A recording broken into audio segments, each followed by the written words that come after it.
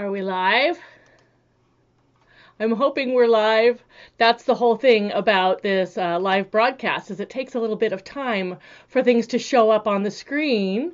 And then I am clicking refresh on the page to make sure that we are actually recording.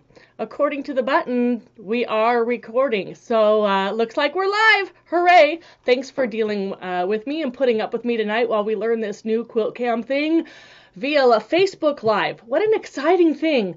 We had a great time. I guess it was a week ago Saturday that we did this for the very first time. Running around, many trips to Best Buy, buying a tablet, then having to get a connector, then having to load software and give it a test run and look like you don't know what you're doing. But little by little, we're going to figure it out.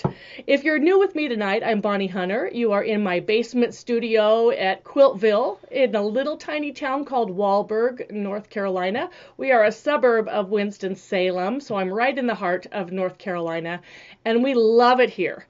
The best thing about this space, I have all the room for all the fabric I could ever want, and I have more fabric than I'll ever be able to sew up in a lifetime. So hopefully you're in the same boat. You've got lots of scraps on hand, you've got projects to go, and you're just ready to sew up a storm with me tonight. Now I know our numbers may be low. The Cubs are playing tonight, and I got lots of emails and messages, would love to join you, but I'll be watching the Cubs, and I can certainly understand that. And that's why we archive Quilt-Cam. We're streaming live right now in Facebook, but when we're done, I will save this video, upload it to my YouTube channel, and from there I will embed it in tonight's blog post, where it will be archived under the Quilt-Cam tab at the top of the blog. So you've got many different ways to watch along with me. If you were here last time, you might remember I was working on these little pumpkins. And the reason why we were about a minute late getting started is I made a table runner this past weekend out of the black backgrounded ones. This is one of the gray ones I just finished. The black backgrounds were very stark, very bright, and definitely screamed Halloween. And where are they screaming Halloween right now? At the cabin. I forgot to bring it home so I could get it quilted. So it's still up there on the design wall, and I'm here with the gray ones. I was showing you last Quilt-Cam that I have all of my pieces cut out, and I've been doing stitch and flip corners and a little bit of improv piecing so that all of the stems are different from each other, and I've been putting these together. I'm going to, first things first, ditch the denim shirt because it's really warm here in the studio, especially when I look at this light on my camera and realize that we are live. Then my nerves kind of kick in, and we got to cool down a little bit. We're having a little personal summer. I guess it's getting me ready for Houston in just a couple of days. I leave for Quilt Market on Thursday, and I couldn't be more thrilled. If this is your first time watching Quilt-Cam live, a couple of I guess housekeeping rules. I cannot see anything that is going on in Facebook. The laptop is quite a ways away from me. That has the keyboard. I'm actually streaming via my Samsung tablet and an external webcam. So you might be seeing hearts and smileys and thumbs up and everything like that all over the screen. I can't see that at all. I don't get that in my view. What I do see is on the tablet, I'm in live. This is right in sync with what I'm doing. On the laptop, I'm about 3 seconds behind, and that's what you're seeing. So I have both going so that I can judge where your viewing is, and I won't just turn off the camera in the middle of my last sentence when it's time to end. So if you want to share with me, I'd love to see what you're working on. If you have any stories, any shares at all, you're going to need to email those to me at quiltville@gmail.com. My phone is my monitor. This is where I can see your pictures. I can share your pictures with others. If you post them on Facebook, they're great for everybody to look at in Facebook, but I can't share them with anybody over on YouTube. So if there's anything that you want to be archived on the YouTube version afterwards, you've got to email that to me. So the email again is quiltville@gmail.com, and we'll share those things. Some of the pumpkins that I've got all gray backgrounds. These are the grays that were gifted to me after we did our Aliatare reveal, our mystery reveal last January. I had asked for some scrap strips, just, as you're cleaning off your table and you just have this little sliver of whatever. Well, fat quarters came, and half yards came, and 2.5-inch strips came, and a lot of big pieces that I didn't want to cut down into smaller stuff for string quilting. So they're going as backgrounds for these pumpkins. And you can see I've got some darker ones and some lighter ones. And if you've been following along on the blog, I've been sharing on my design wall at the cabin how these are coming together. I need 22 more. So that's what I'm sewing on tonight. But before I even get sewing, and before I even get into your emails, I have to tell you the funniest thing. Do you have anything in your closet that you just can't let go? I'm talking clothes here, maybe something that you've made, something that has sentimental value. I have been a member of quilt guilds since I was 26 years old. Back in the 90s, there was a vest craze, and I was looking for things that I could pack in my suitcase to take to Quilt Market, and I came up with a couple of things I'd love your opinion on. First of all, I don't even think I can get my arms in these anymore, but why are they still hanging in my closet? Circa 1992, purple, aqua, and fuchsia vest. What do you think, guys? I don't think I've ever been this skinny. Did this ever fit me at any time? This is a tiny vest.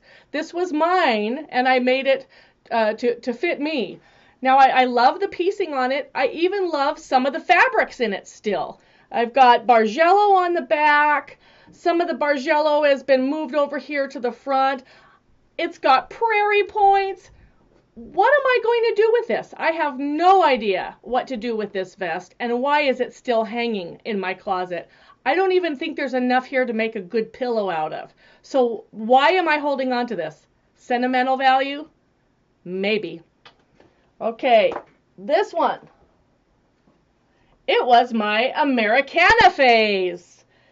We've got leftover orphan parts in here. There's half square triangles, a house block, some log cabin strips. I even have my name tag still attached. And all of these little pins that says Quilting Bee, Spokane, Washington.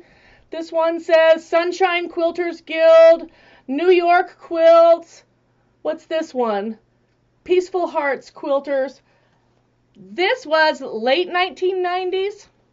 And the back, leftover orphan block from a quilt that I made for my mom. This is living in my closet, taking up space. I will never wear this again. But what do you do with stuff like this? Make pot holders? I'm not sure. So if you have 1990s vests hanging in your closet, send me a picture. Maybe we need to do a vest fashion show on the blog. That would be really, really funny. Some of these fabrics that I look at, the scraps are still in my stash, and I still love them, and I would still sew with them in a way that makes them not look so dated. But this vest as an article, honey, I think it's got to go, because by the time these vests come back around, I'll be too old to want to do this again. Okay. I'm going to go right into our emails and see who is joining us tonight. Wow, things are coming in busy, crazy. Deborah Killen says, playing with new featherweight, watching Quilt-Cam and figuring out my 1952 featherweight that I just purchased with the original Singer folding card table. Oh, you got a treat if you got the folding card table. She says it's got the case and the accessories too, so I'm in love with it. Bob and winder not working correctly, but I will figure it out. On featherweights, sometimes you have to put a little bit of pressure to make sure that that little wheel is up against the hand wheel. It needs just a little bit of friction. Sometimes if that little wheel is slick from your hand oil, maybe some lotion, whatever it is, that little plastic wheel that goes up against the belt, see if you can clean that off so that it's not so shiny, not so slick. Maybe use an alcohol wipe or something just on that plastic part. I like to use the eyeglass wipes that I've got because they will get rid of oily, greasy, whatever without harming any finish. And sometimes a little bit of pressure to get that little wheel up against the belt will help that bobbin winder go. Hope that helps you. She's got a picture right here. It's a sweet deal, and she's got Quilt-Cam going. So here's her sweet little featherweight right there.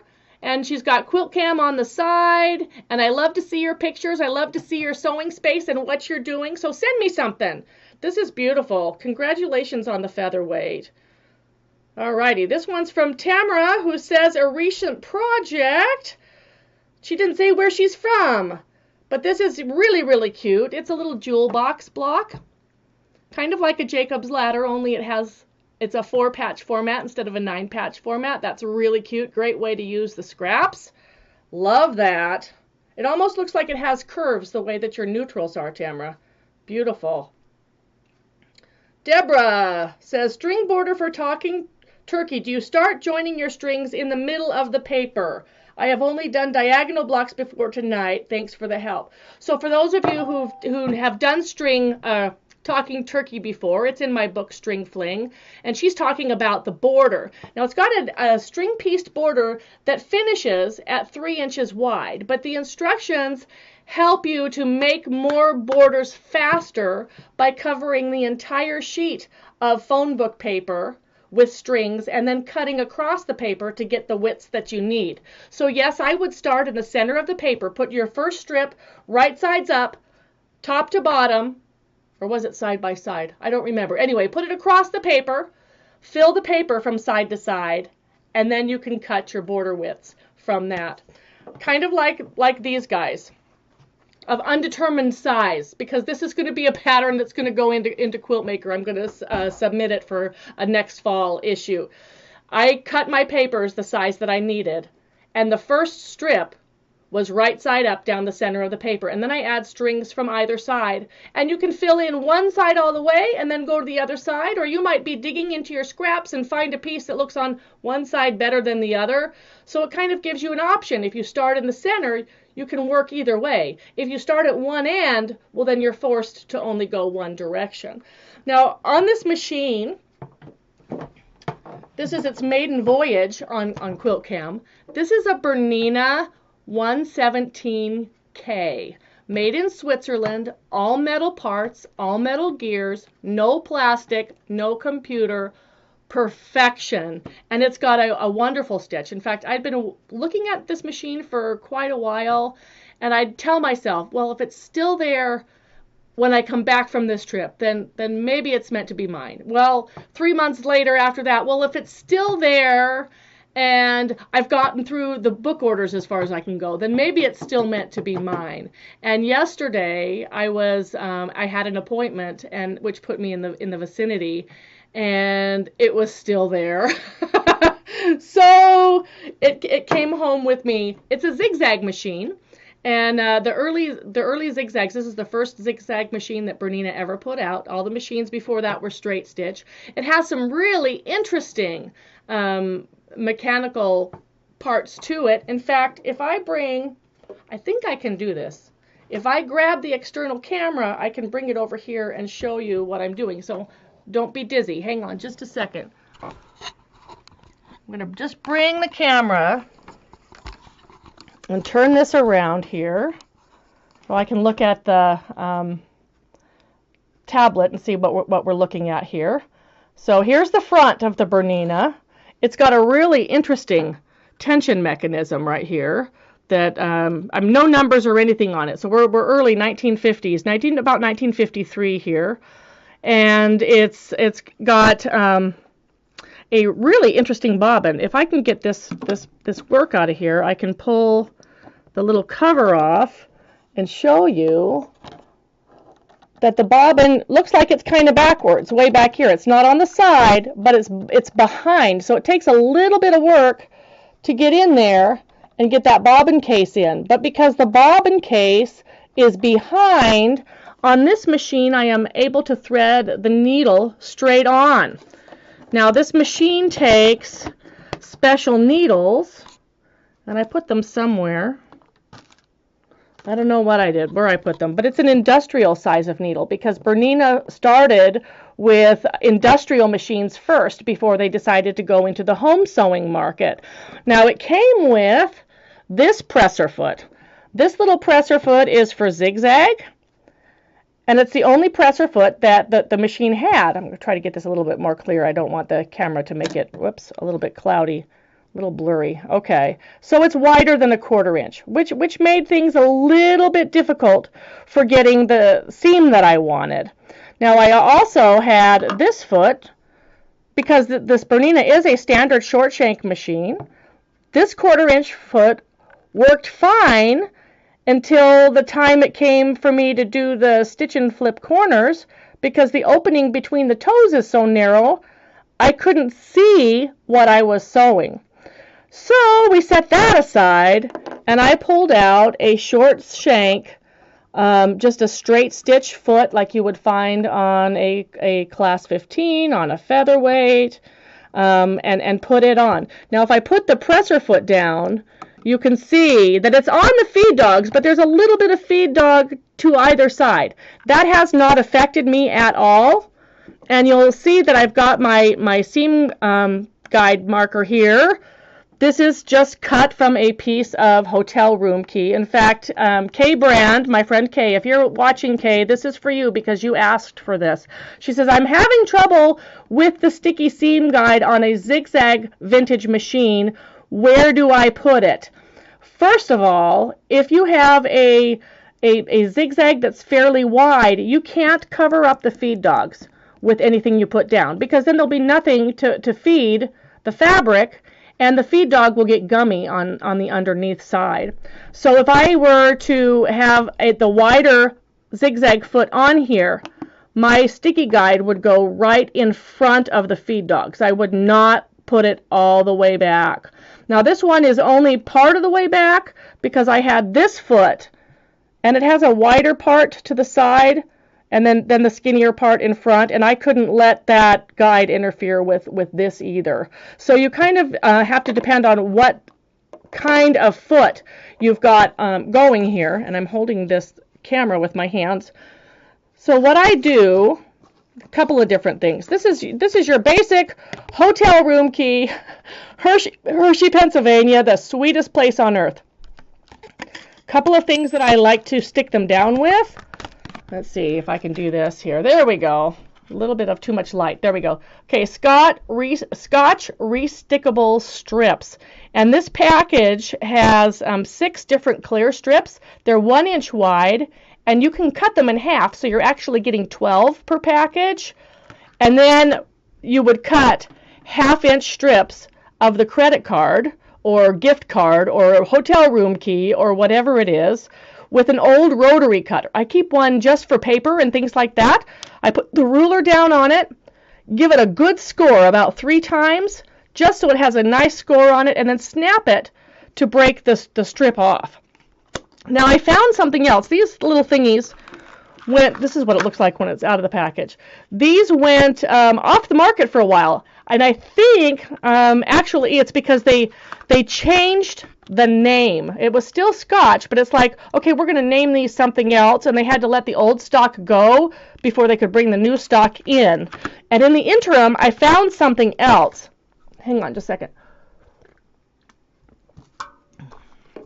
Talk, and my throat gets dry. This is my new favorite. This is what I found in the interim when the other stuff wasn't available. And the strips were double stick, and so is this. This is Scotch removable poster tape. Do you see the blue part to the left, right by the hole? It says removable poster tape. Removable is important, especially with a clear finish, a clear coat, and decals. You don't want something that's going to leave gummy residue that you're going to have to use something harsh to get it off. So I don't use the command strips that are foam, because those are a permanent adhesive, and when you pull those off, well, you've got adhesive on top of adhesive on your machine bed. You want something that's removable. So this is a very thin removable poster tape. It looks just like Scotch tape.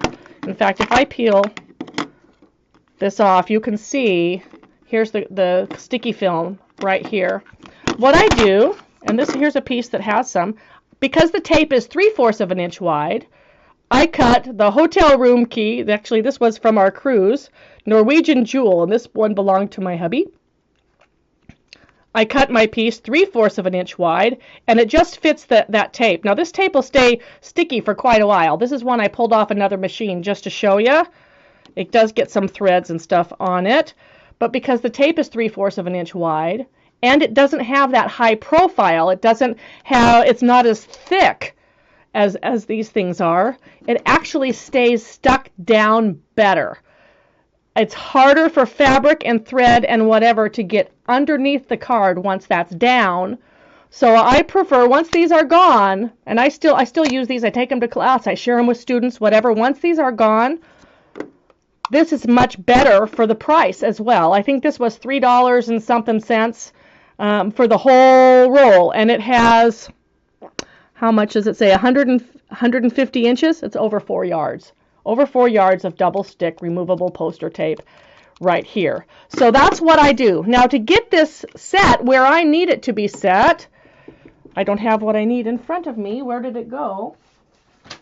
My little yellow crumb. Well, here's the needles I was looking for. Da-da-da-da. They're size 14 dB by 1, and I need to get some 12s. You guys have seen my little yellow seam guide marker before, and I had pictures of it on the blog today showing that I used it to set this. But my little marker has needle holes in it, so I lift up the presser foot, needle goes into that 1/4 inch hole, the sticky guide goes up against the ruler. If you have a zigzag machine and wider feed dogs, do not cover the feed dogs.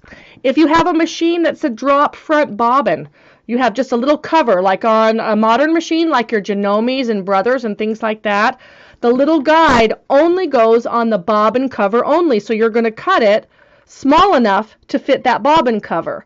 Because when you run out of bobbin, you don't want to have to completely remove everything and start over to replace your guide before you can sew again. So make it just fit the bobbin cover. I swear by these. I love these.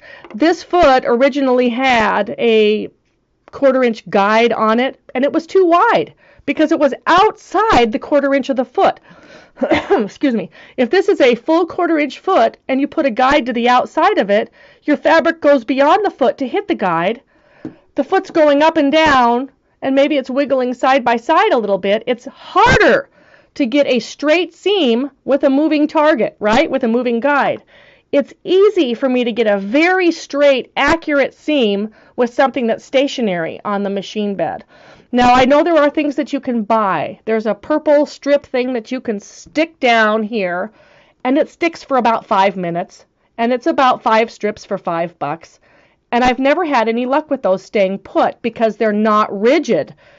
These cards are rigid, and they're abundant. So give that a try. If you want to know more about this, check the tips and techniques tab at the top of my blog at quiltville.blogspot.com.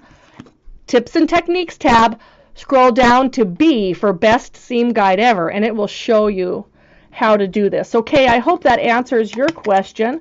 A little bit more on this Bernina here. This is the zigzag mechanism right here. So these little screws will loosen, and you can swing this over, and it will go all the way to 5 for the widest possible zigzag that this machine will do. This was not included. This was given to me by my friend Allison, and it just happens to match. This is where you run your bobbin thread, bobbin winder up here. This is your stitch length lever. So if I want short stitches, I move this up. If I want longer stitches, I move this down. It looks kind of scary, but it's really not a scary machine. At one time, there was a lever here. Berninas are famous for this. You have a knee lever that lifts your presser foot, but the knee lever wasn't included with this machine, but I can deal without it. And I'm just very, very happy with it. So there you have my new Bernina 117K. Let me put this camera back. Pardon the dizzy, you guys.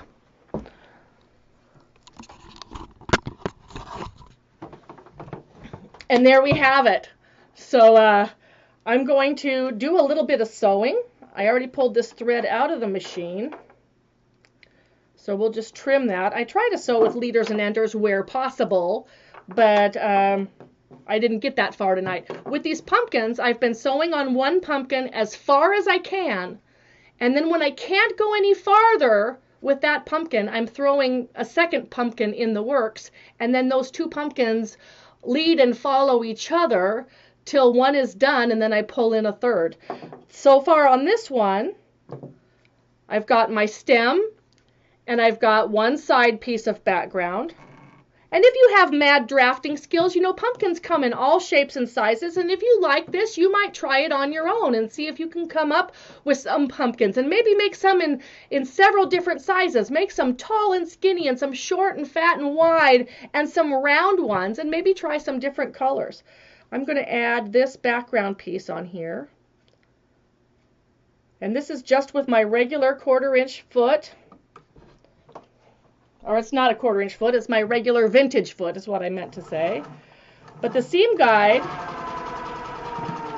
gives me a nice stationary edge to run my fabric against. And I'm much happier with this than anything that goes up and down. Now the screw things that go on your machine, you may have seen some of those ones that have it looks like a little lever thing with a little lip on it, and you can screw those on and then you can swing it out of the way. What I am worried about with those, and I've had it happen on a vintage machine, these machines are metal bodied, especially the featherweights, they're aluminum, so it's a softer metal. If you are constantly tightening, loosening to move that seam guide out of the way, you can eventually strip the thread holes in your machine bed, and I've seen that happen. But what I also love is that this is so low profile that when I'm doing stitch and flip corners, it can just stay there. I don't have to move it aside in order to sew across the diagonal of a square. Where if I had the screw-on guide, okay, now I have to do a diagonal corner, I'm going to have to loosen it and swing that guide out of the way. So I've tried about every kind of scenario out there, and I've found what works for me, and maybe it'll work for you too. So I've got 2 corners on this pumpkin, and I am just sewing by eyeball. These are kind of semi-improv pumpkins, and the squares are small, so it's easy for me to kind of shoot corner to corner, and I've done these corners enough to know that I need to be just shy of the diagonal. I need to have my fold on the diagonal. So one of the things that you can do if you don't want to mark is you can fold your square in half and just give it a little crease. And then you know you are going to sew right next to that crease into the seam allowance, because the fold will happen at the crease. So I'm going to put that square right here. And this is one of the reasons that I switched to this foot, because I need to be able to see that needle so that I know that the needle is hitting where it should. With this other foot, the 2 toes on the foot were too close together, and I couldn't see anything in that space at all. Okay, so we're going to sew just next to that fold line.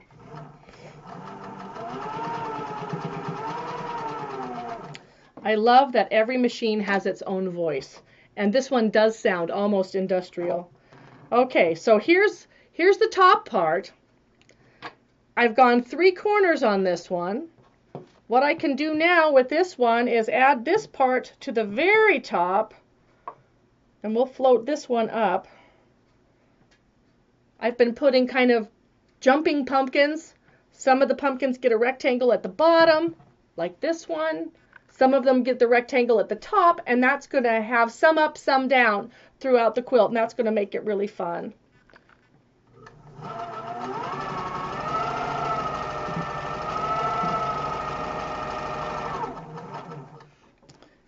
It's got really nice feed dogs that feed the fabric easily.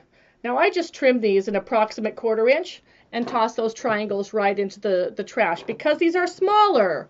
If these were a 2.5 inch square, I would save the bonus triangle. But for these, there's not much left to save. Okay. Now when you're doing your pumpkins, I want to challenge you to go a little bit outside of your box. And try not to have everything be a tone-on-tone orange. So I don't know if you can see what's going on in here, but there are several other colors. This fabric had some little blue design going on. Here's a rear end of a cat. Here's some pink cat stripes. So there are some Halloween fabrics in there, but I absolutely love stuff that doesn't scream Halloween. This was a large paisley print that had a lot of orange, kind of orange red in it, but it has lime green and purple and turquoise and whatever. And same with this one. This kind of a leaf print that has yellow and black and peach and orange and red in it. Those are going to have they're going to have an overall feel of orange. But I don't want to match my dye lot from fabric to fabric to fabric and have them all look like one thing, or why bother? Here's an orange with a bright pink stripe. And I happen to like orange and pink together, so I will stick that in there. There's also some golds, and you can throw in some peaches and some reds. And almost, this one goes towards rust, and it's got little yellow flowers, green leaves, and little blue dot things going on in it. So we like to push those boundaries within the color family. And remember, if it's a really ugly one, cut it narrower. Just get rid of it. Okay, so this is now as far as I can go on this pumpkin. The base is here under the needle. This top is done. So at this point, I would pull the next pumpkin into production and do this last seam on this one as a leader ender while working on this one. But let's check into the mail and see who's tuning in with us tonight.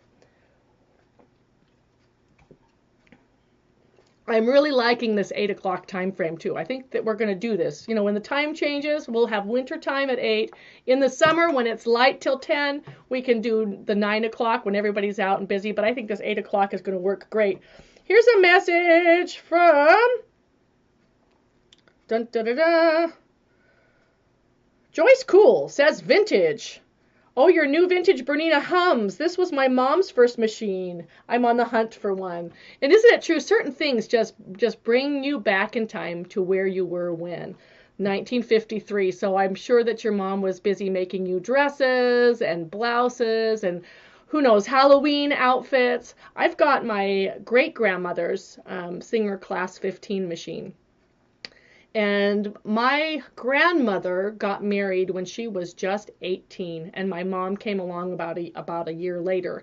And my grandmother got great-grandmother's machine to make clothing and things like that for her growing family. And my mom remembers being a teenager and having her mom sew all of her skating outfits. She did competition roller skating and ice skating as a teenager. My mom did. And what's really cool is that my mom's 75 now, and when she goes back to Minnesota to visit, there is still a circle of friends that get together and see each other. And a year or so ago, they went back to the skating rink, to the roller rink. And they were all skating. So I just think that that's very, very cool. But I've got my great-grandmother's Class 15 machine that was passed to my grandmother. And my mother's also sewed on it when she was a teenager. And then it went to my aunt. And then finally it ended up with me. So those machines that have come through your family, they're just extra special. So if you've got one and you haven't learned to sew on it, get it out. They're not that hard. This is less scary for me than any modern machine with a computer that's in the store right now. This is so simple. Okay, thank you, Joyce. So we have Irene says, Quilty Vest. So excited to be watching you on Quilt-Cam. You should consider auctioning off your vests on Quiltville Open Studio or your blog. I bet you'd make a pretty penny, maybe for your favorite charity. I'm working on Latimer Farms Block of the Month while I watch in my studio. Did you know that Open Studio now has over 48,000 members? Are you a member of our Quiltville's Open Studio group? It's like a 24/7, 365 quilting retreat daily. If you're on Facebook, just type Quiltville in the search bar and you'll find both my personal Quiltville page, which will say Quiltville, and then you'll find Quiltville's Open Studio. Now be careful. You're going to look for the one that has 48,000 members. We've got an imposter group that has been started by somebody who was not authorized to use the same name, Quiltville's Open Studio, and she's been adding people. They're up to 25 members, and we're trying to get Facebook to take them down. Quiltville is a registered trademark, and I hate to pull lawyers in, but I will do what I have to do. So just be sure you're joining the right one. I don't know if you are watching on Facebook today or maybe Instagram or other social media. I made a very special trip to a certain big box home improvement store and posted a photo of the outside of the store and of the paint section inside the store, so you can guess what we're getting really close to time-wise. It's almost mystery season. It's right around the corner. And if you want a lot of fun while you're sewing up your clues, then you'll want to join Quiltville's Open Studio, because the ladies will be sharing, and gentlemen too, they'll be sharing their units, their colors, their hints, their helps, their questions, and it's just a lot of fun. Mystery season in Open Studio is just too fun to miss. So I hope that you'll join us. On to the next one. Irene's got her blocks here on her design wall. Oh, Irene, those are coming out so nice. I can't believe all that tiny piecing. So she's doing this as a block of the month. And you can see all those gorgeous little blocks there. I think they're only 8 inches or maybe 7 inches or some crazy, maybe 6 inches. They're a crazy small size. Lots of little pieces going on there. Beautiful work. And that's a block of the month. Okay. Joe says, Aussie Heroes are rolling along. Finally got you working on my computer. Can't get it on iPad. I'm not sure why iPad sometimes doesn't work with a live stream. It's got to be a software issue or something. But at least we're not in mirror image. And at least that you're looking at this the way you should be looking at this. It would look weird otherwise. So we're still learning. If anybody has any information on how to get it to work on Joe's iPad, maybe leave me a comment on the blog. So it'll be in the comment section of the blog. That would be easy for her to find if you know how to get it on an iPad. If you are having trouble, this will be uploaded to YouTube after the fact and embedded in the blog, and you'll be able to find it easily that way. She says, I'm working on another Aussie Hero quilt. Thanks for your support for Jan Marie when she had the house fire. She's now rolling along. So this was something that happened, gosh, how long ago was that? 6 months ago? Year ago? But one of our Aussie friends who had made hundreds of quilts for the Aussie Heroes had a house fire and lost everything. So we posted about that, and we're able to help with that. Nola Hartman says, multitasking. I have you on Quilt-Cam and the Cubs are in the background. Yeah. You gotta have your priorities, right? You know, you can watch Quilt-Cam during the commercials. She says, I'm cutting and kitting for Carolina Chain from the new Addicted to Scraps book. She says she finished Idaho or Indiana square pants. So this was a funny thing. I was posting a photo of how the phone wants to autocorrect the text, and okay, we just had a little blurb. That was interesting. But it auto-corrected the text to Idaho square pants instead of Idaho square dance. And we had a big roll about it. So now she's got her Indiana square pants. Let's see if she's attached a photo. Nope, no photo. So she says, mystery colors coming soon. Yes, you know where I was today. Let's see. Forgotten Finds says, just figured out that when you are viewing on Facebook and you expand the video box, all the icons, the hearts and etc. disappear. Cuts down on the distraction. So that's nice to know. I didn't know that. If you are watching in a small screen in your news feed or on the page, click to enlarge the screen and you'll get rid of all that riffraff that is being confetti all over the screen. Okay, she says, love the new format, very clear and easy to hear compared to the previous. So that's really nice to know. Thank you, Susan. So we're going to pull this next pumpkin over here. I'm also dealing with sinus attack. It's ragweed season. Okay, square in the corner. Remember, if you want to know where to sew, give that a crease, and then you're going to sew right next to the crease into the corner that you're cutting off. So don't sew onto the crease because the fabric still has to fold there to reach all the way. You're going to just sew right next to that fold line. Okay, and foot pedal.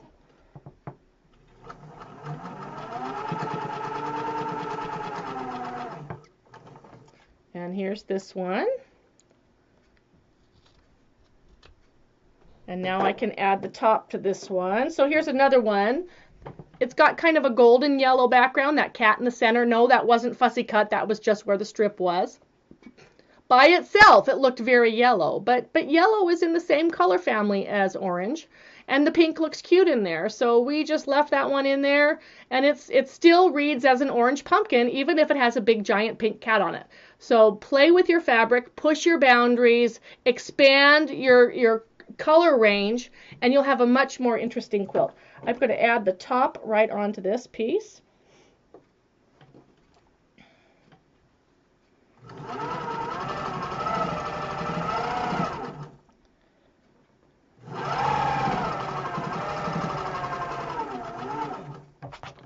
Okay.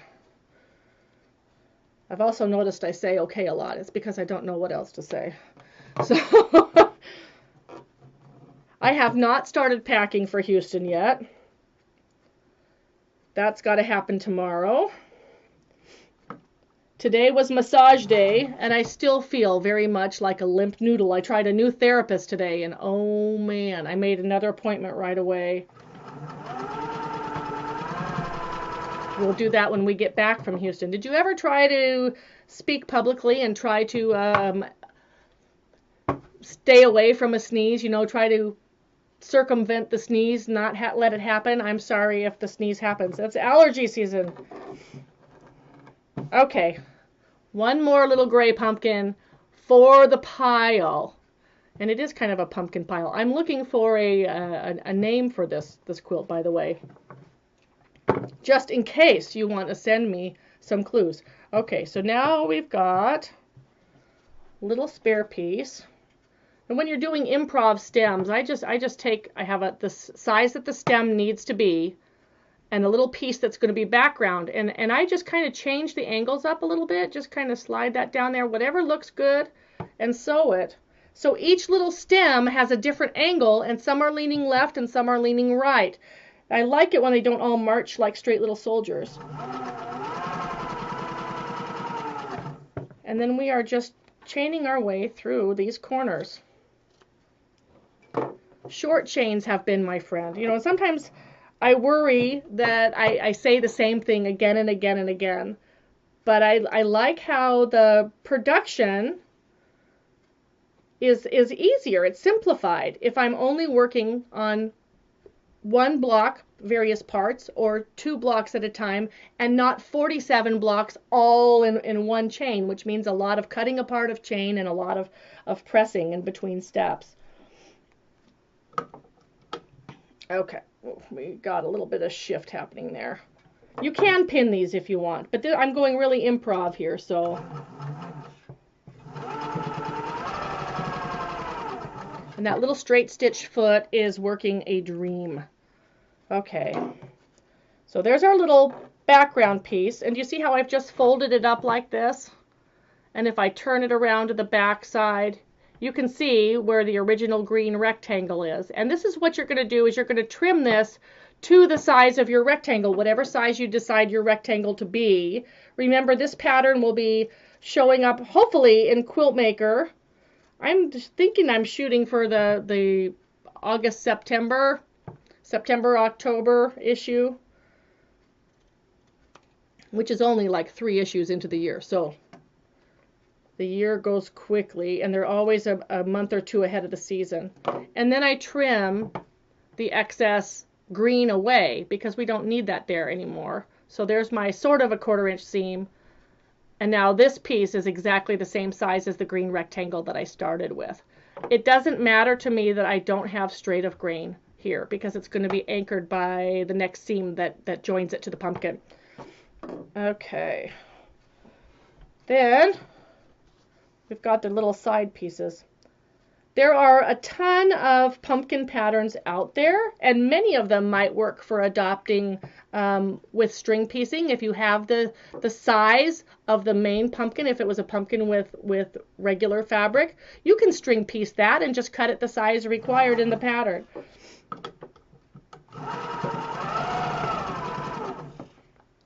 So we're back to working on just one pumpkin here until we can't work on one anymore, and then we'll throw another pumpkin into the works.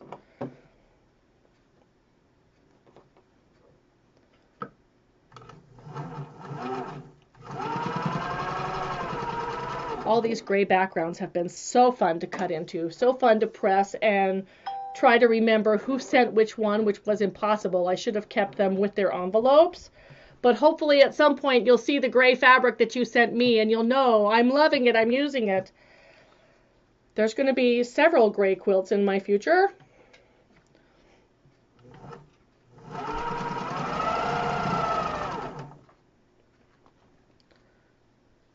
Okay, this pumpkin has 4 corners. Ta-da! And that's as far as I can go on this one. Although, you know what? I'm going to add this stripe to the bottom of the pumpkin instead of the top, because we did the top on the other one.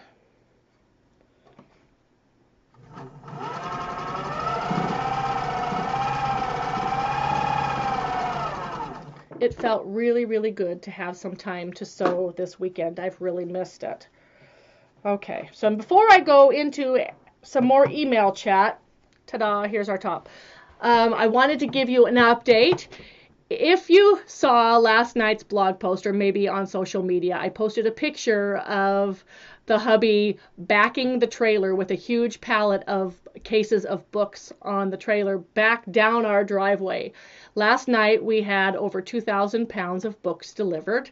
There's actually 2,016 copies, which I thought was such a magical number since it is the year 2016. C&T packs their books into 36 books in a case.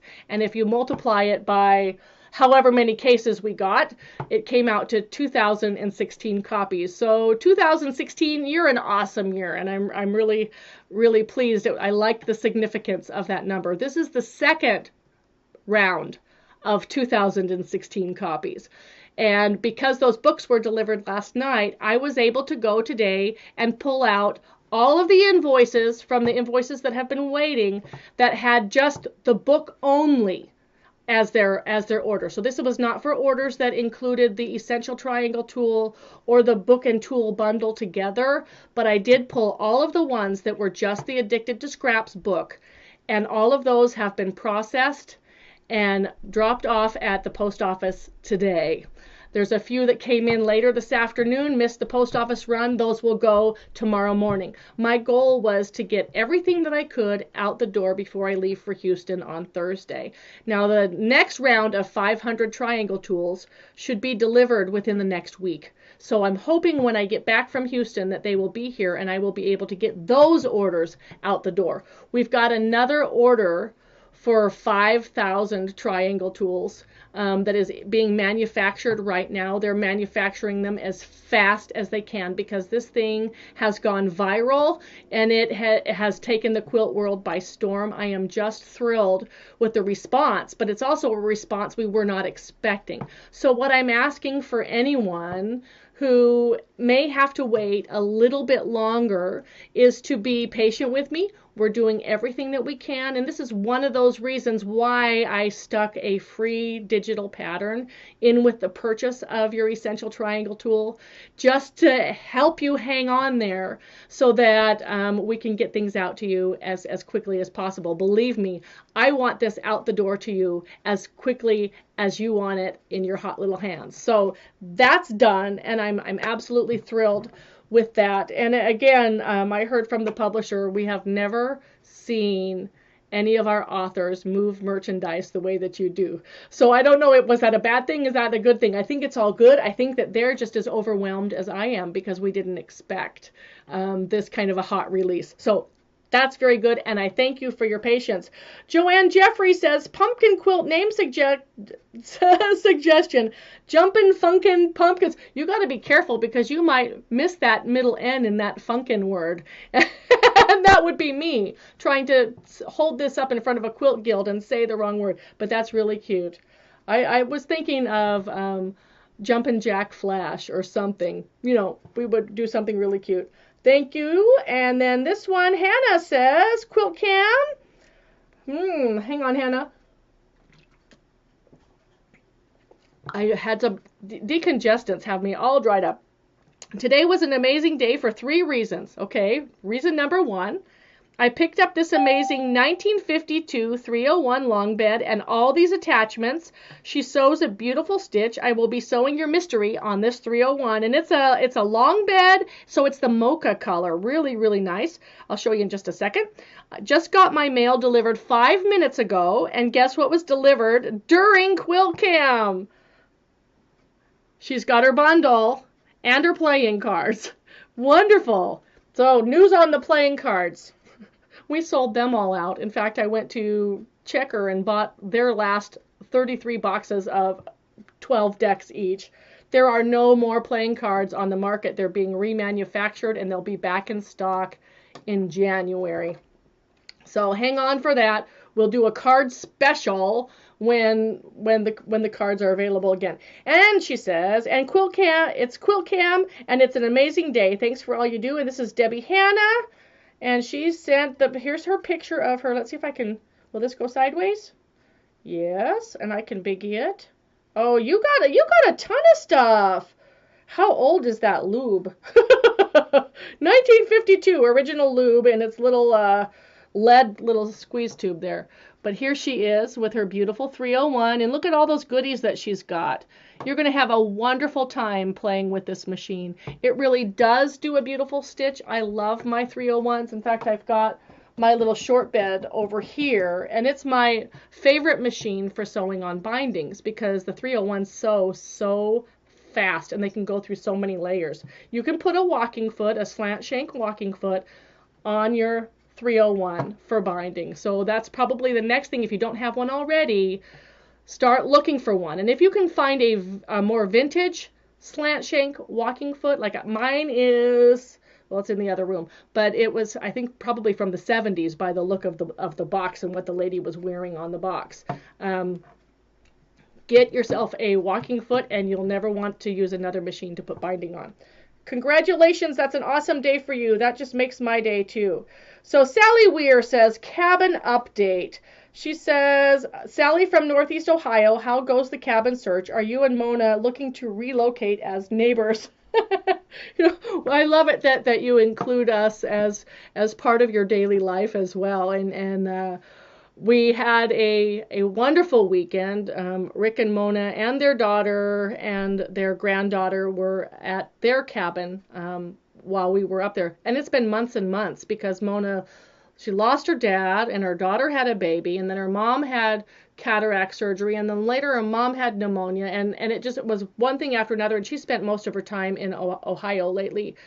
But they have, they're in the process of selling their cabin. They did buy another place a little bit further away. They wanted some acreage, and they wanted one level as they get looking towards retirement age. One level was going to be important for them. But the biggest thing is we went and saw their new place this last weekend, and she's got a designated sewing room where in her cabin she was having to sew in a small loft space. So now I'm on the lookout for a cabinet for her that'll fit the 301 that I picked up for her a few months back. Looking for one just like this cabinet back here that will fit the little cradle for the 301, so she can still take it out and use it as a portable if she wants, but she'll have a nice cabinet. And I'm happy to do that for people because, I must go shopping, might need to find one for Mona. I told her the problem is that if I find a cabinet, it's likely going to have a machine inside. So, and did you read this morning's blog post? It was all about freeing the machines that are kept inside their cabinets, all closed up in antique malls with all the stuff piled on top, and instead of letting the machines out. So I have this little habit of going through antique malls and letting the machines out of their cabinets and leaving them out in plain view for everybody to see. So that's kind of, and I don't do graffiti, but I do let the machines out. On our cabin search, we're just starting. It's difficult. I've loved this cabin. I know somebody else will love this cabin, but we too would maybe like some acreage and to be not in such a planned community kind of a thing. I'm not interested in a place that has a clubhouse or a putt-putt golf or basketball courts, or they've turned the waterfall into a it looks like Disneyland waterfall because there's park benches and there's picnic tables and there's designated trash cans and there's flower pots with flowers and there's a lit pathway. It's too manicured. I just am not looking for a manicure. I want nature. So I think once we really get out with a realtor, which we haven't yet, and start looking at things, I'll feel better once I find the place that I can see myself being in. In the meantime, there's some fix-its to do at the cabin, and we spent some time this past weekend.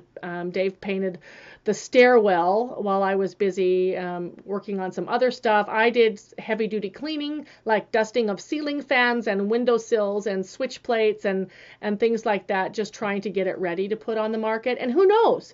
It may take a long time to sell. Maybe cabins don't sell through the winter months, and I'll be able to hold on to it for another 6 months, 8 months, or a year. But what I do know is that if we don't open the door to opportunity, if we don't put the for sale sign out, then we're holding ourselves back from what the next adventure might be. So that's the update that I have.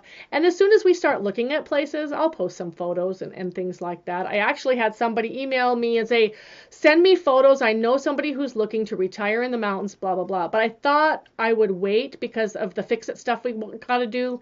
And there's going to be really nice photos taken and maybe a 360-degree panorama, whatever thing will be up on realtor.com. And that would be an easier link to send with all of the stats than me trying to email somebody photos when we don't have all the details, and including a selling price yet. So that's what's going on there. Probably more than you want to know. Pamela says iPad is working. My mini iPad is working for Quilt-Cam tonight. Checking in from Pismo Beach, California. So excited for this year's mystery quilt. So hello, Pam. Nice to see you. Let's see. We've got Sherry. No, that's not. That's a receipt. What'd you buy, Sherry? We've got Janet Rice. Hi, Janet. How are you? She says pumpkin patches. That would be really cute. And here's Forgotten Finds says name for the quilt, pumpkin patch or patched pumpkin parade. We're going to pumpkins on parade or something would be really cute. Denise says Quilt-Cam, help me, I'm lost. I'm frantically searching everywhere for you. Okay, so I'm online. She's got to. Okay, hang on. We're gonna do a really quick email to her. Denise, this is Bonnie, period. I am voice texting this message to you live while on Quilt-Cam on Facebook, period. Go to my Quiltville Facebook page and you will find us, period. Good luck, exclamation point. Okay. The thing that I think happens is that people get on the page before I've gone live, and they're just looking at the page that isn't refreshed and they can't find it. So I think the best way to make sure that you can find it is to like my page first of all, and click follow, and even better, click show first, and then when I do go live, you'll get a little pop-up notification, Quiltville is live, and you just click that notification, and there you are. So hopefully she can find us. I don't know how to tell anybody because I'm not seeing what you're seeing. I'm only seeing what's going on over here. All right, so back in the email. Polly says, hello from Las Vegas, working on glacier pines. Wish I could keep sewing with you, but it's dinner and walk time for my four-legged quilting buddy. And she's sent a photo too. And she's working on, oh, cute. So she's working on some paper piecing of some pine tree blocks right there. Looks like she's got her Bernina set up. Great job. Enjoy your walk. I am going to sew the next pumpkin corners on. We're going to go with this color. It was really fun to pull these grays out. Now, life has been really crazy busy. Let me sew this real quick. And you know, I had said that I was looking forward to participating in Iron Quilter with Pam Holland and her team.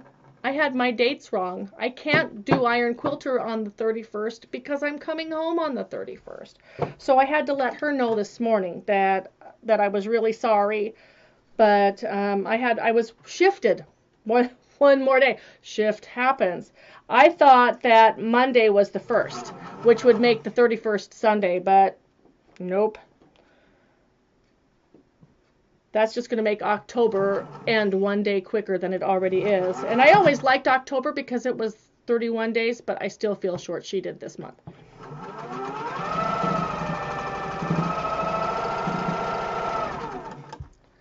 Alrighty, we just go as far as we can.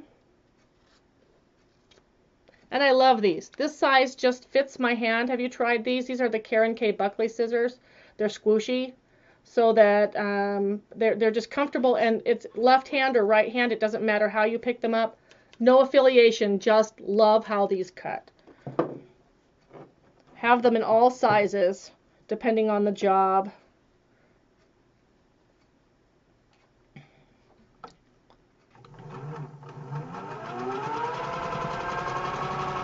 I just try to sew a couple threads short of the true diagonal, and that makes things fold over nicely. Okay, ta-da! So how many pumpkin blocks did you make during Quilt-Cam, Bonnie? 2. Okay, and that's as far as I've gone on that one. So now I'm going to start the stem, and I'm going to lean that the opposite direction. And you can make them tall, you can make them short and squatty. They can have just a slight angle or a really sharp angle. Try to make as many different ones as you can.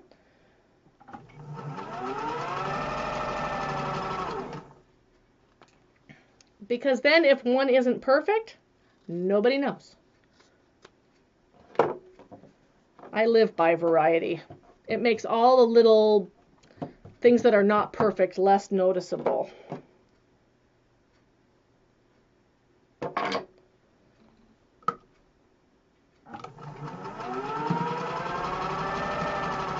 This machine just has a lot of power. I wish you could feel it. It just really pulls the fabric right on through. I can't wait to do some really big piecing with it. You're just not getting much of a example when you're sewing across something this small.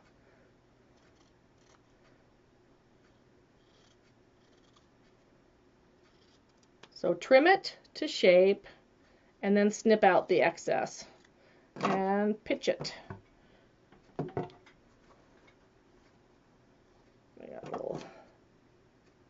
Another thing I treated myself to today, new rotary blade. Why did I wait so long? And I do that every time. It had a skip in it, and it was like, well, it's not that bad. It's not that bad. Well, if you're having to fix the skip with every cut, yes, it's that bad.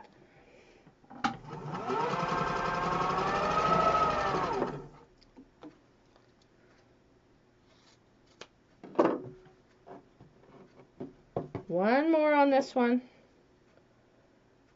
I sewed through a lot of pumpkins this weekend in rapid fashion because I wasn't stopping to talk to the camera in the middle.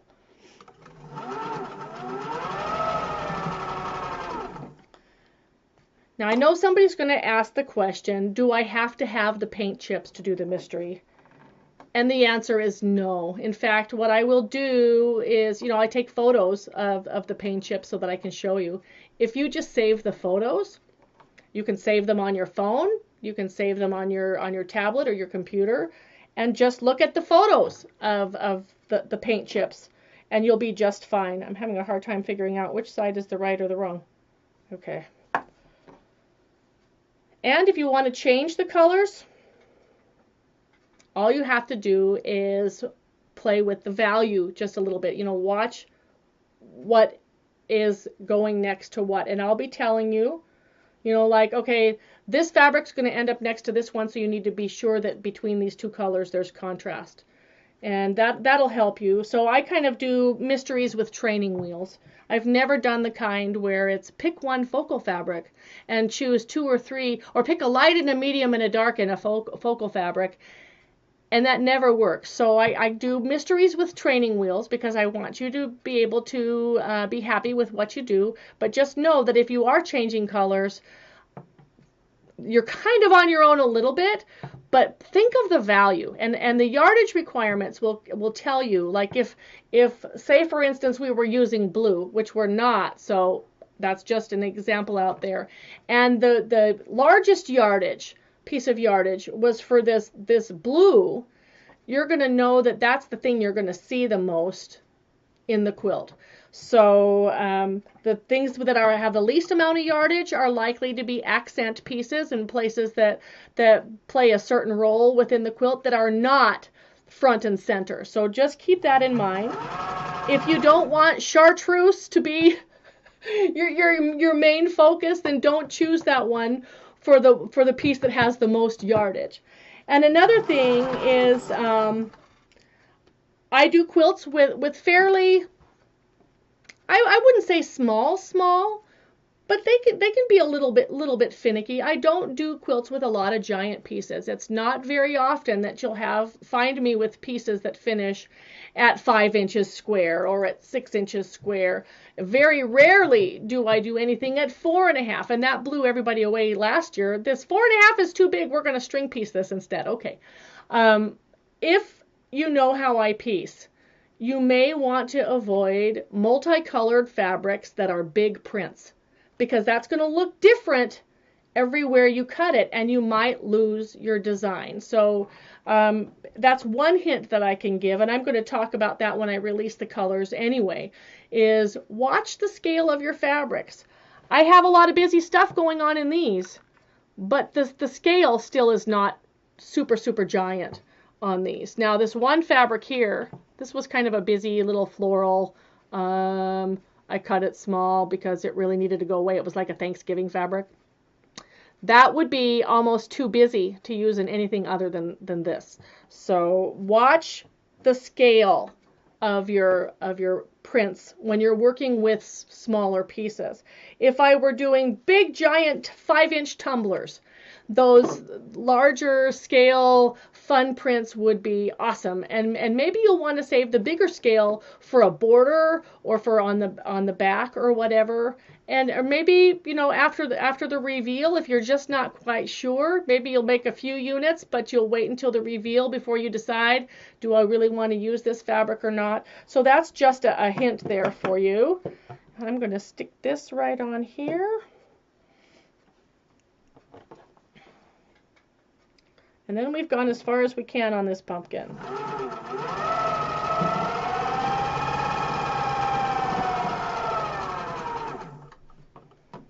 Alrighty, back on in here. Kathy Rivenbark says vests. Yes, I'm going to choose that one with that subject line because I want to know what she has to say. She says Georgia Bonesteel still wears her vests sometimes when she speaks. Okay, so where did I put them? On the floor. So this one likely would fit. Okay, maybe I should wear this to Quilt Market. What do you think? Huh? Pretty snazzy. This one I could still get by with, although, you know, the Hello Betty arms are now into my 50s here. We don't have the toned arms that we used to. But all right, so there we go. But this one, it was kind of a bolero style, and you know what? It's probably not even gonna. Well, you know, it's just kind of a 12-year-old needs this. Vest. No, I'm not. No, not gonna do it. I said goodbye to the vests long ago, but a vest auction would be kind of funny. That would be fun. Great one. Well, Georgia, wear your vests in happiness, because I ain't going there. Gloria Davis says, new sewing machine. Have you named your new machine? So I was thinking of something Swiss, and it's a Bernina. You know, do I want something with a B? Do I want something, you know, somebody said, well, name it Heidi or whatever. I had a cat named Heidi. I can't name the machine Heidi. It's got to come to me. I had something, Bettina. I was thinking Bettina Bernina. There was actually a housekeeping book with all of these little quips about how to be a good housekeeper, written in the early 1900s about what good wives do. And her Bettina says this, and I'll have to look that up. I haven't thought about that for a long time. But I'm still open to suggestions. So if you know, Bernie's been done. Bernetta's been done. Brigitte maybe. Who knows? Gertrude? I don't. I end up going into more German names, but I suppose that still works for Switzerland too. So somebody said, "Oh, made in Switzerland? Are you yodeling now?" And yes, I always yodel when I'm happy, don't you? Yes. So Phyllis says, Mom Singer 1591. This is Phyllis in Chandler, Arizona. Phyllis, I am coming to Chandler to see you in January. Very excited. She says, Liesel. Irene says Liesel. That just snuck right in. Maybe Liesel. We're going to go through all of the Sound of Music names here.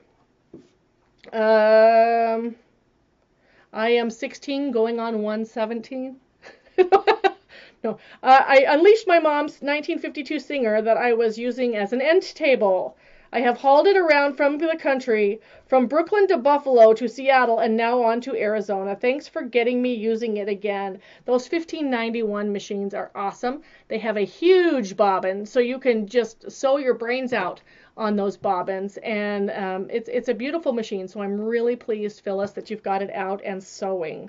That's wonderful. Jody Moriarty says, lavender vintage sewing machine.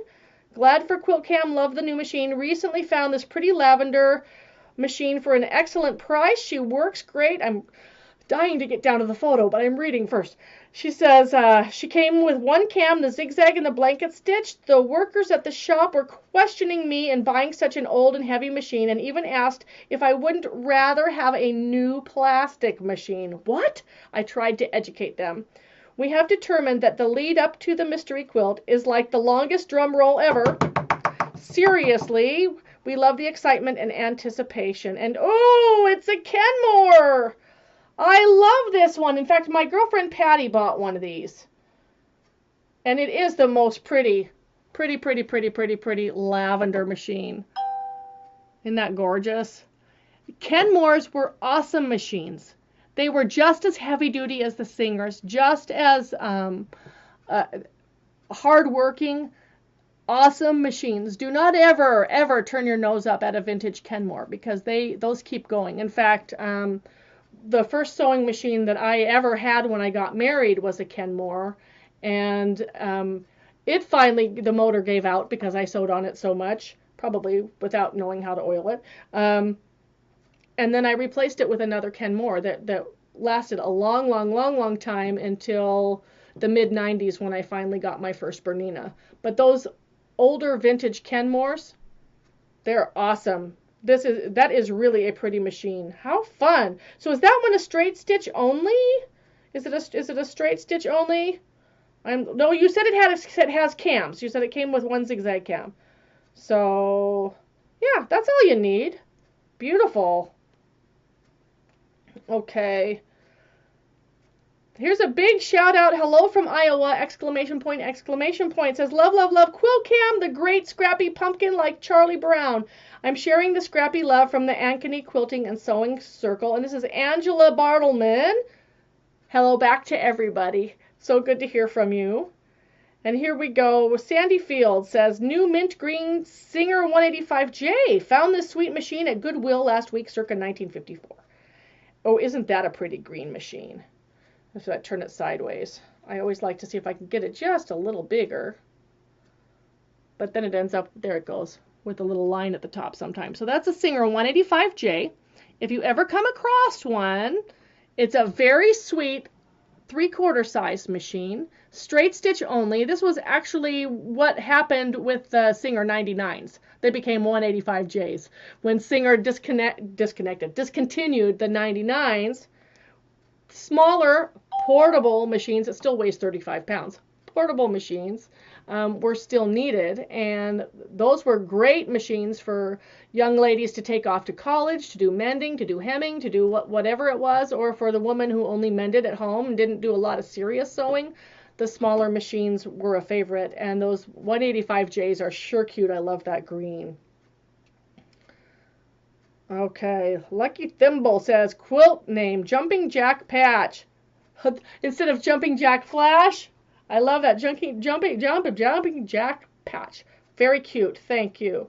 Okay, and then You guys, your subject lines just grab me. What I purchased, ha ha ha ha ha, says, I had to buy another ruler and forgot until you mentioned the other order coming soon. One is just not going to be enough. I like to have one for travel. Love the ruler.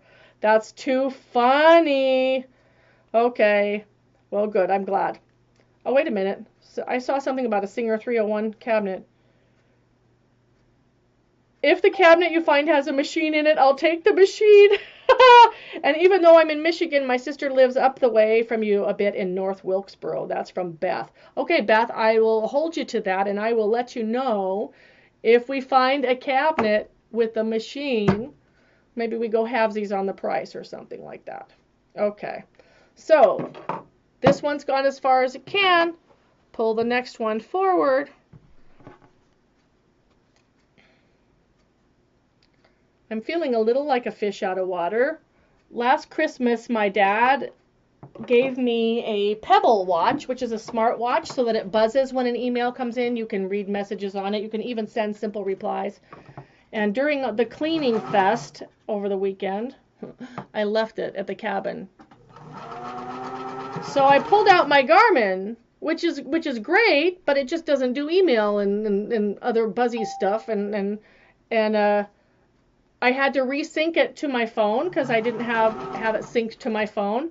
I had a massage appointment at 2, and I had the alarm on my phone set to let me know, massage appointment, you better get going. But I was watching the time on this, and I was an hour off because it did not spring forward because it was not synced to my new phone. So when the message came on my phone that my massage was only 30 minutes away, and this was an hour off, boy, what an afternoon. So sometimes I like the smartwatch. Sometimes I think if it isn't just a little bit too much technology, and maybe I don't want my wrist buzzing all the time. Okay, so the top on here. I'm trying to think if there was anything else that I wanted to bring up in discussion tonight, other than the fact to please beware of the imposter Quiltville's Open Studio group. Don't join that one. We don't know who's running it. We don't know who they're adding or why they have it, but it's not the real one. And trying to get a response from Facebook is like, you know, trying to grow hair on a bald man. Okay.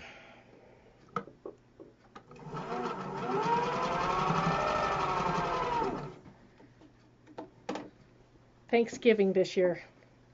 Exciting things happening. I'm teaching in Idaho Falls, Idaho on the 17th of November. And I get home the Sunday before Thanksgiving. And then, okay, so I get home Sunday. We know what goes live Friday. Nobody's even thinking about Thanksgiving. We're thinking about Friday. And I have to do all this stuff ahead of time because the hubby and I are going to Florida on the Wednesday, the day before Thanksgiving, because he's got some scuba certification stuff that has to be done before the end of the year. So we'll be gone Wednesday night, Thursday, Friday, Saturday, and come home Sunday night. So mystery clue number 1 needs to be done and written before we fly to Florida, and I get home that Sunday night. So sometime between Monday, Tuesday, and when we fly Wednesday, that post needs to be finished. And also I'm expecting all of those rulers to arrive and all of those 1,000 other orders to need to go out in this time frame. So if I'm a little bit scatterbrained, and if I forget to put playing cards in your order, or you've ordered 3 seam guides and you got one and you ended up with somebody else's book, that's why. Okay, cutie patootie, love it, love it. Okay, and this is, those are the other 2 corners. I was looking for, okay, this must be the extra piece to do this.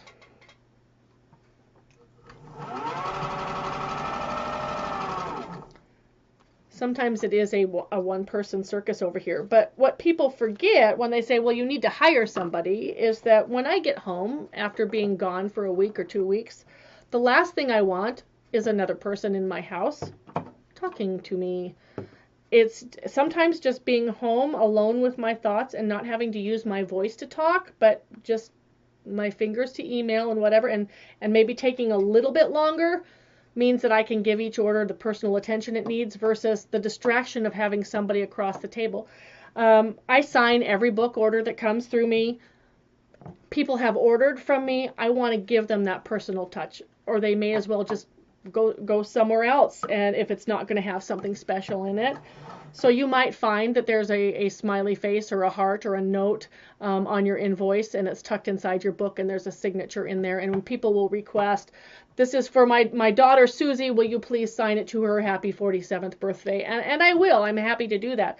But if I have somebody here supposedly helping me, 3/4 of the time, they're sitting there across the table from me, waiting for me to finish signing whatever, so that they can just stick it in an envelope, pull the sticky tab, close it, and put the postage on.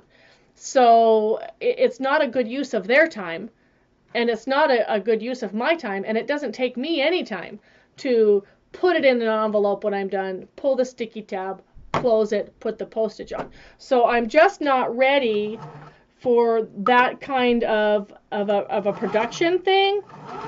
And if it ever gets that busy, I don't know if I want to be doing it if it gets that busy. Because that's not why I do what I do. I'm a very small business, and I like the personal contact that I have by reading your orders, reading the notes that you put on them, signing it to you, putting the stamp on myself. It's just my way of thanking you for putting your trust in me with your order and for supporting me in what I do. So, not hiring anybody yet. Although, once the hubby retires, he may become very busy.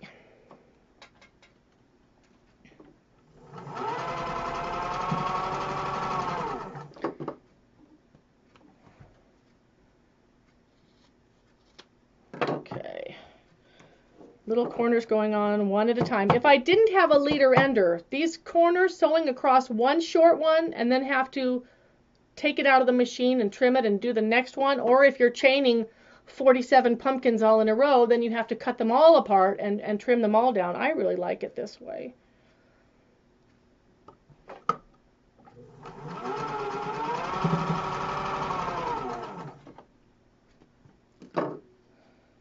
Bernina knew what they were doing when they decided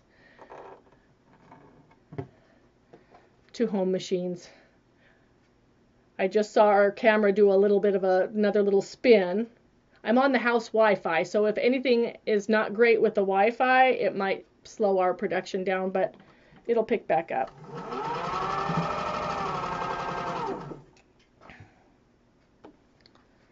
Okay.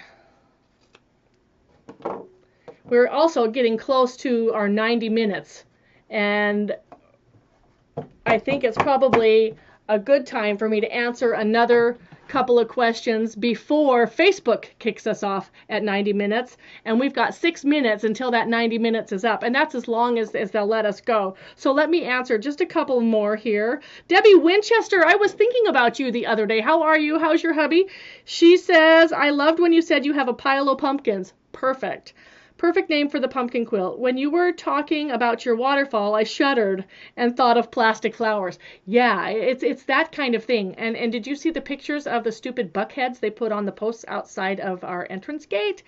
I've told people before, it looks like a 40% off sale gone wild at Hobby Lobby. So no, we're so out of the whole community development, people trying to turn that nature into a resort. Out of there.